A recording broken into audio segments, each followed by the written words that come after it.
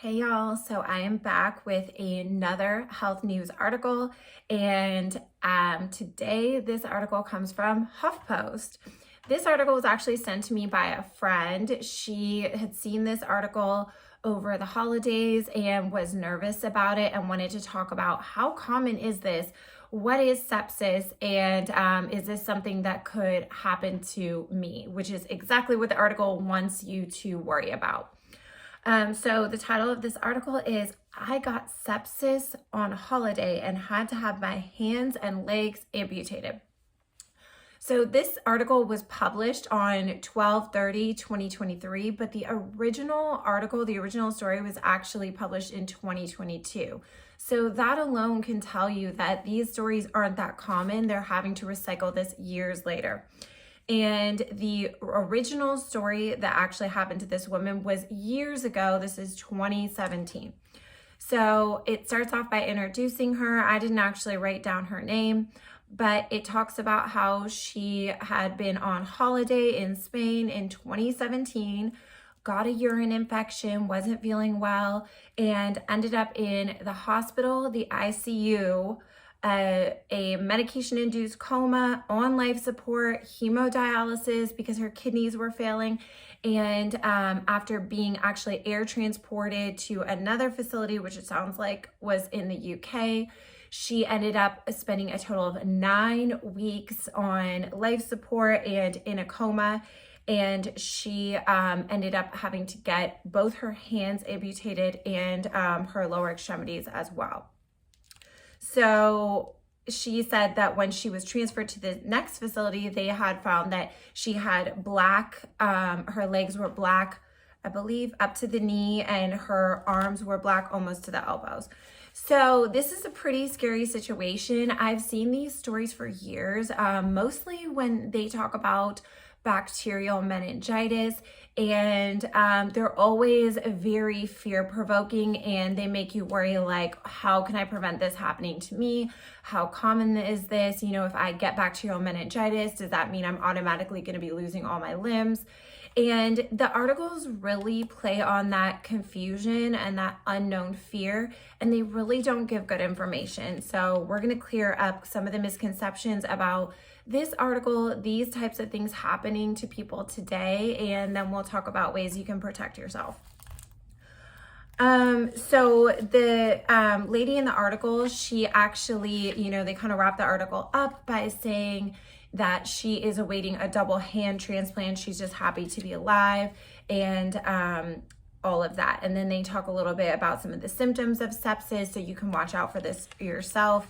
I think they talked about everything from like modeling, like if your blood pressure was really low, you'll lose perfusion to extremities and you can get really sick and you might see like modeling colors. Also fever, different things like that. I think they talked about confusion and some signs of sepsis. They also kind of plugged an organization, which is always like, okay, is this a sponsored article? What do they mean exactly by this? And the organization that they plugged was called Sepsis Research Feat, F-E-A-T, and they have a charity organization as well. So you always have to kind of take things with a grain of salt. Like, did they specifically put this article out there, for educational purposes, I guess, but also maybe to bring awareness to the organization? Not sure. So what causes limb loss in sepsis? Is it just the infection is infecting all of your limbs? That's not really the case. So we're going to talk about this a little bit. Many sources that I found, they say it's like a lot of microclots in the vessels. This is something that we typically call like a vasculitis. Whether or not that's super accurate, I'm not sure. That's, to my understanding, that seems a little bit inaccurate and kind of like an oversimplification.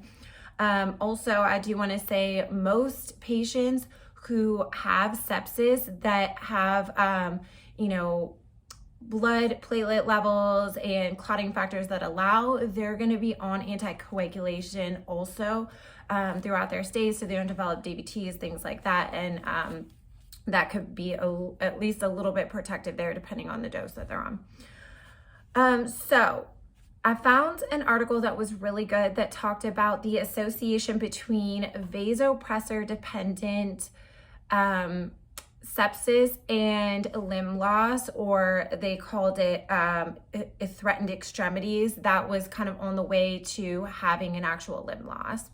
So the reason that I know a lot about this is because I actually worked in the ICU for 6 years.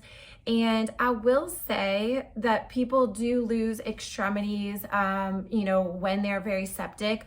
But typically, if it was a healthy person, they don't have underlying peripheral vascular disease, they don't already have wounds all over them and, gangrenous limbs or something, or poor perfusion, diabetes, anything like that, then it's typically going to be just like a blackening of like the very ends of the digits and toes. And even that is pretty rare. It's definitely not every single patient or anything like that. So I'll get into some numbers in a second. But basically, this is typically happening to people who are on medications that are increasing their blood pressure. So when a person is sepsis, they tend to have a really bad drop in blood pressure, and they need medications that will artificially return blood to the heart, and that actually causes the microvessels to, first of all, clamp down. So basically, all your little capillaries and everything, they're not flowing blood the way that they should. And they are also, these medications can be very damaging to the vascular system, and they're flowing through your blood vessels nonstop. So that is some of what is behind this limb loss and sepsis. And those medications, they're called vasopressors. That would be epinephrine, norepinephrine, vasopressin, dopamine. And there are some other criteria that this article had looked at where they said, if we account for these different things, that gives us kind of like a risk factors for limb loss and sepsis or threatened extremities. So increased SOFA score. SOFA score is something that doctors and I believe like hospital staff in general, they're going to look at for a person's risk when they enter the ICU with sepsis. So this is a mortality stratification, and they look at things like PaO2, that's how much oxygen's in your blood. FiO2, that would be, how much oxygen you're on. Supplemental, is it just a nasal cannula? It also depends, are you on mechanical ventilation or a CPAP? This lady was obviously on mechanical ventilation, which puts her like a SOFA score higher. Platelet count, so when you get very, very sick, sometimes your platelet count can drop, and that is a predictive factor. Glasgow Coma Scale, that's going to be how much awareness you have. Do you have altered mental status? Things like that. Total bilirubin, that's going to tell us a little bit how the liver is functioning. Mean arterial pressure and the presence of vasopressors, which we already talked about. So if your mean arterial pressure drops, that's your blood pressure is going to be dropping to dangerous levels. You're not perfusing your organs, and that's when they're going to be wanting to put you on a medication like one of those vasopressors I mentioned. Let's see, and creatinine is another important factor in there. Creatinine is a measure that we look at for how well are your kidneys functioning. And this woman, obviously her kidneys were not functioning properly because they mentioned that she ended up on hemodialysis. So threatened extremities, this article goes over a ton of different numbers. They looked at hundreds of thousands of patients, hundreds of thousands of patients with sepsis, tens of thousands of patients that had threatened extremities, and they came up with a number of basically about 2 in 1,000 is going to have threatened extremities on vasopressor dependent sepsis. And so if we calculate that out, that is like a 0.2% risk of patients with sepsis would be having this risk. That's in the absence of things like the peripheral vascular disease or already having necrotic limbs or something like that I talked about. So what is the point of this article? We already talked about one factor. It seems like it could possibly be sponsored by an organization trying to bring awareness to itself. There's also fear. Fear is a very clickbait, causes a clickbait response. And so fear is something mainstream media is going to play on. They want to give you the most shocking, horrifying stories so that you can't stop reading the article. And of course, you're going to see the advertisements while you do that. It also brings you back to your doctor. If you are afraid and you think, every time you have a fever or anything like that, that you could end up with sepsis, you're going to be more likely to run to your doctor and trust medical authorities. It was actually interesting. Part of this article, they wrapped it up. They said basically everything from a paper cut to this UTI could cause sepsis. And whether or not that's true, I would say not exactly. Most healthy people, you get a paper cut, you're going to be just fine, and your risk of sepsis is not going to be there at all. All right. Also, lowered expectations of outcome. That sounds crazy, but this is something I'm wondering, are they trying to lower your expectations of outcome if you do end up in the hospital and you end up with an issue from sepsis, because there's usually typically not just, oh, I'm septic and then I recover. We saw this woman had kidney damage. We end up with a whole host of diseases and issues that can last and impact the body for years. So this does kind of serve to lower your overall expectations for what kind of outcome you would expect if you were in that situation. But basically, I would say, I think the take home is that they want that clickbait response. They want you to be shocked, in fear, click the article, oh, I have to read this. That's usually one of the most important things to the media. So avoiding sepsis, this is going to be, just in line with all the things I always tell y'all. You have to take good care of your body. You need to have good nutritional intake. You need to exercise and take care of your blood vessels.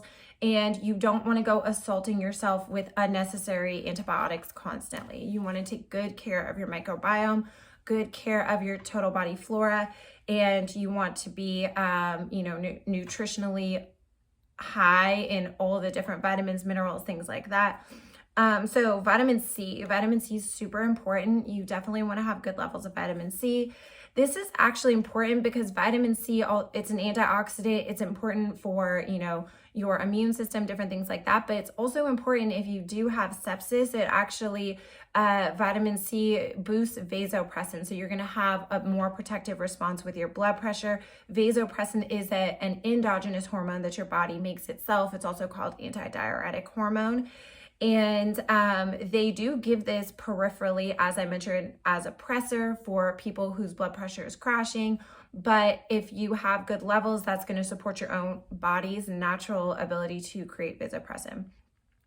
You're going to want to be hydrated. One of the biggest issues with these patients that end up very clamped down like that and end up with threatened extremities and everything is that it's hard to balance their hydration and, the ability to keep up their blood pressure. Being hydrated, if you did go into the hospital, would be important, and just maintaining good levels of hydration constantly is super important. And that is also why they give fluids to septic patients, also to help increase blood volume, and it also helps to mitigate the risk of threat. So vitamin D levels are super important, and this is important for all different body systems, but also for your immune system. Working out, super important for blood vessel health and just for overall vascular tone and also vagal nerve tone and keeping your heart and your blood vessels healthy. Good circadian rhythm. If you have a good circadian rhythm, that's going to make your body a lot stronger. You want to have good day-night cycles with melatonin going up at night and cortisol going up in the morning, but not a lot of excess cortisol during the day. You want to brush your teeth. Good oral health care is actually super important for surviving sepsis and hospital stays in general. It can help you if you ever have to go on mechanical ventilation or just at all to avoid having pneumonia, specifically like aspiration of bacteria in your mouth to your lungs. You're going to want to have good hygiene. Obviously, good hygiene. You don't want to have a high yeast burden or a high bacterial burden on your skin that's extra. So you want to have good blood sugar, so taking care of your metabolic health, and you're going to want to have good hygiene. You want to be using fresh towels, cleaning your sheets, keeping your body clean. And finally, I want to say you want to have a good attitude and believe that you're going to be healthy and that you're going to get healthier. whenever you have an issue, keeping that belief alive. And then faith and prayer. So you want to have faith in God's design and faith that in your ability to do your part to support how God's design is supposed to function. So you're going to want to have faith in your ability to take care of your body, and also prayer is super powerful and super important for outcomes also as well. So let's not forget that. I hope you all found this video helpful. Please don't be scared next time you see one of these clickbaity articles. I know that they can be super fear-inducing, but as we talked about, the risk is super low, and typically you would not end up with like a full body amputation like this woman in the article did. Most common would be things below the knee or fingertips, toes, stuff like that, and that alone also very, very rare. So if y'all have questions about sepsis, if y'all have questions about any of these articles, please feel free to reach out to me. Otherwise, I hope y'all have a fantastic weekend, and I will be back next week with more health news.